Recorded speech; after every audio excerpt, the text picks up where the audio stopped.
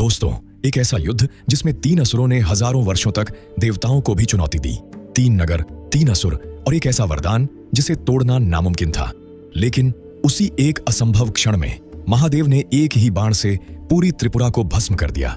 ये वो रहस्य है जिसे बहुत कम लोग जानते हैं। कथा शुरू होती है 3 असुर भाइयों से, तारकाक्ष, कुंभांड और विद्युन्माली।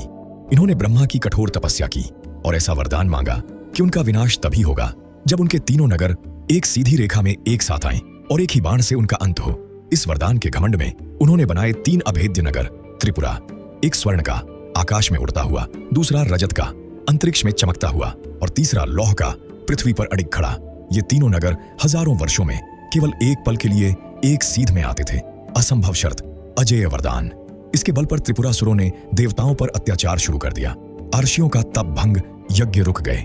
तीनों लोकों में भय का साम्राज्य। देवता हार मानकर महादेव की शरण में पहुंचे। शिव ने देखा ये सिर्फ असुरों का संकट नहीं, अहंकार और वरदान के दुरुपयोग का परिणाम है।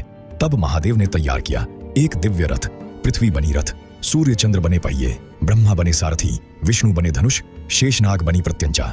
और जब वो दुर्लभ क्षण आया जब तीनों नगर एक सीध में आए, पूरे ब्रह्मांड की गति जैसे थम गई। उसी एक पल में महादेव ने छोड़ा वो एक बाण, त्रिपुरांतक बाण। अगले ही क्षण 3 नगर, 3 असुर, सब कुछ अग्नि में विलीन। उस बाण में क्रोध नहीं था, केवल पूर्ण न्याय और संतुलन था। तब से महादेव त्रिपुरांतक कहलाए।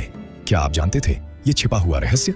अगर ये कहानी आपको रोंगटे खड़े कर गई तो कमेंट में अभी लिखो जय त्रिपुरांतक महादेव। और ऐसे ही अनसुलझे, डरावने और दिव्य रहस्यों को जानने के लिए शैडो इंडियन टीवी चैनल को सब्सक्राइब करो, बेल आइकन दबाओ, क्योंकि अगला रहस्य आपको हैरान कर देगा। सच हमेशा छिपाया जाता है, लेकिन हम उसे सामने लाते हैं। हर हर महादेव, जय त्रिपुरांतक महादेव।